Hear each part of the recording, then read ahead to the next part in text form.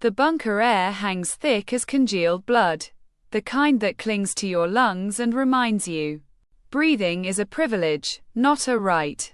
Episode 19, Unquote. The voice of the weak unquote, picks up in the suffocating hush after Shiki's vow, like the world held its breath, waiting for the exhale to shatter everything. The fluorescent bulb buzzes like a trapped hornet, casting jittery shadows over the Resetsu crew. Jin Kogasaki, fists bandaged but eyes still raw. Homare Biobugara, wooden tag, clutched like a talisman against the ghosts. Naito Mudano, cigarette burned to a stub between numb fingers. And Shiki Ichinose, the vengeful Oni reduced to a boy with dust on his palms and doubt carving canyons in his soul. Mikado Momodera lingers in the doorway, his confession still dripping like the blood from their clasped hands, unspoken now, but festering. This isn't a breather. It's a pressure build, the calm before the seal cracks wide. The plot uncoils like a vein under skin. Word of Shiki's rampage has leaked beyond the livestream, igniting riots in Tokyo's underbelly. Not the clean, corporate Momotaro purges, messy, human uprisings from the unquote, weak, and quote, the half-breeds and sympathizers who've skulked in the shadows too long. Azami Kurogo bursts in first. Her naginata slung casual but her eyes sharp as shrapnel, and quote, the streets are singing your name. Half-breed, but not all choruses are kind. And quote, she's got intel. Mikado's rebel cell is fracturing, with whispers of air and quote, voice of the weak, and quote, our underground network of Oni outcasts. Broadcasting manifestos that paint Shiki as both savior and slaughterer. The episode's pulse quickens in a montage of fractured perspectives. Cut to a dingy Nerima tenement, where a cluster of wide-eyed Oni refugees, horns filed down, brands hidden under threadbare sleeves, huddle around a crackling radio. Their leader, a gaunt woman named Yumi with eyes like shattered porcelain, recites the unquote, voice and quote, tales of villages raised not for power, but profit, Momotaro execs hoarding Oni blood for black market elixirs that grant fleeting youth to the elite. And quote, we are the weak.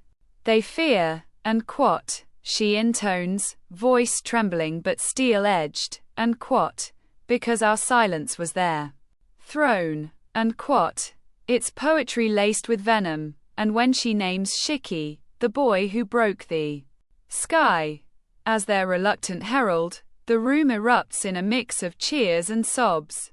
Back in the bunker, the squad mobilizes. Shiki, voice hoarse from disuse, proposes the unthinkable: infiltrate the Voice's broadcast hub, not to silence it, but to amplify it. And quote, if doubt haunts us, and quote, he rasps, and quote, let it haunt them too, and quote, Naito grins, his first real one since the fractures, a feral spark reigniting, and quote, finally, something chaotic I can get behind. Let's make their gods glitch, and quote, they hit the streets at dusk, weaving through riot-torn alleys where graffiti screams, and quote, Ichinose rises and quote, in dripping crimson. Azami leads, her naginata carving paths through agency patrols, while Mikado hangs back, haunted by his own echoes. Big moments land like aftershocks.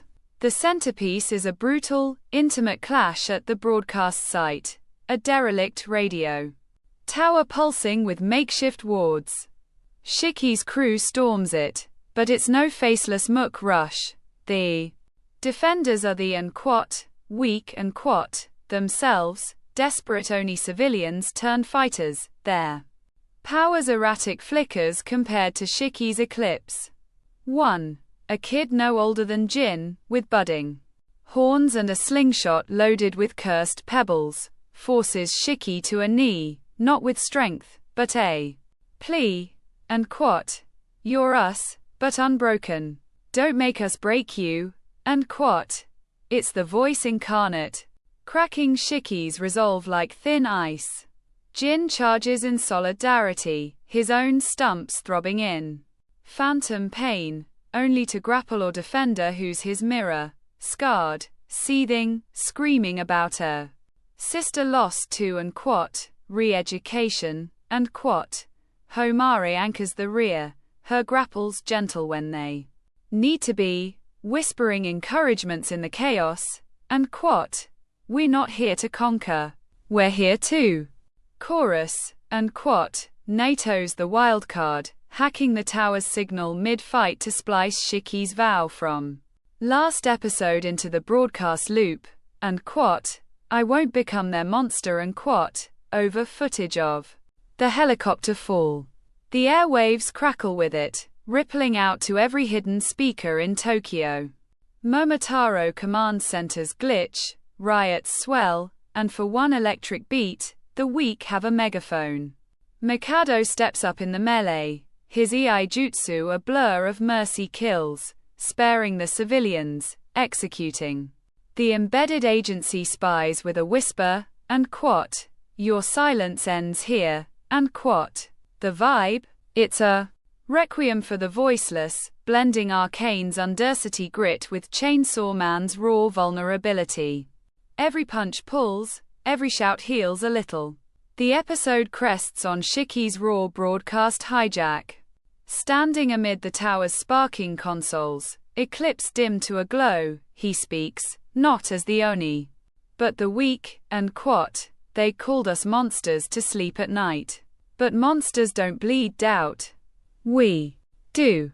And we're done whispering, and quote. Static swallows his words as agency choppers thunder in, the cliffhanger a swarm of spotlights pinning the tower like a specimen. You're left with the echo of Yumi's voice in your ears, wondering if amplification is salvation or a siren call to slaughter. Studio Hibari channels the manga's inky introspection into a visual elegy that's as sparse as it is searing. Less a fireworks show, more a bonfire's dying glow. The palette is a bruise blooming, bruised purples of riot smoke bleeding into the gold of tower lights, Oni auras flickering like faulty fluorescence rather than infernos.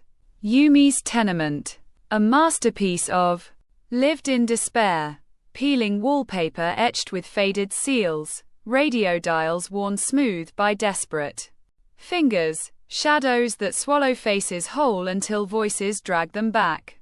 The riot alleys pulse with chaotic life, Molotovs arsing like fallen stars, graffiti kanji warping in heat haze, a stray cat bolting through the fray like it's fleeing the apocalypse too.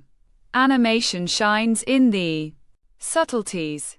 The broadcast montage is a rhythmic gut punch, cross-cutting between civilians' tear-streaked faces and Shiki's clenched jaw with the precision of a haiku. Fight choreography dials back the bombast for intimacy. Shiki's dodges aren't godlike blurs but weighted hesitations. His eclipse coiling like a serpent unsure of the strike.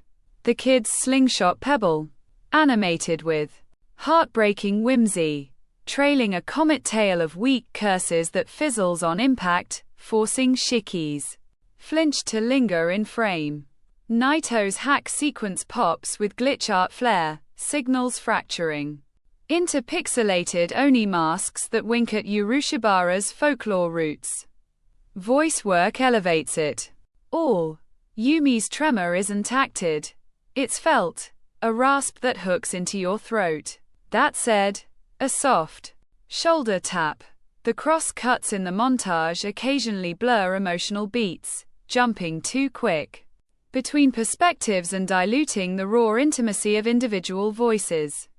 The tower's interior, while atmospheric, leans dim. Some warmer highlights on the refugees' faces could have amplified their humanity without sacrificing the gloom. Pacing sags just a hair in the setup, with bunker.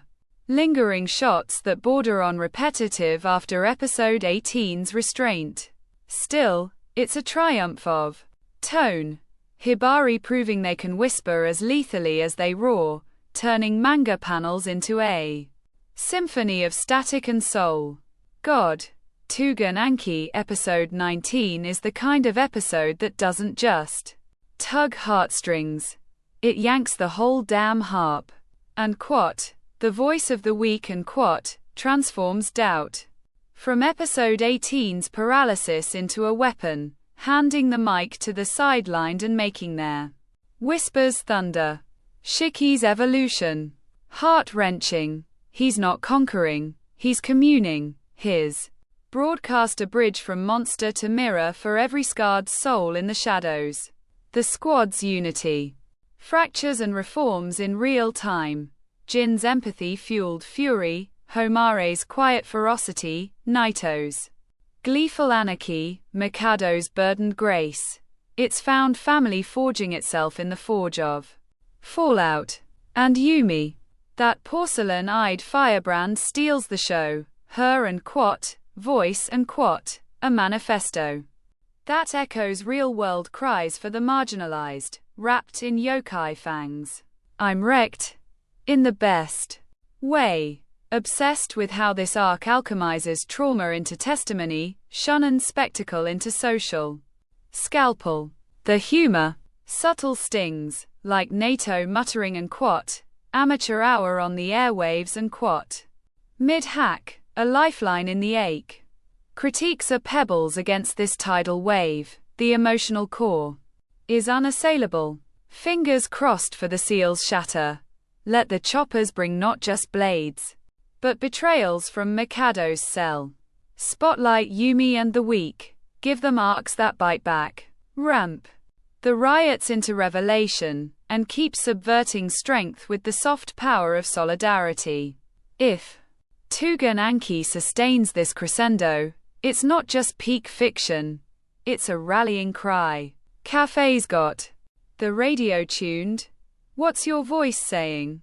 Is Shiki's chorus cracking the throne, or calling the storm? Spill it. We're all weak until we sing together.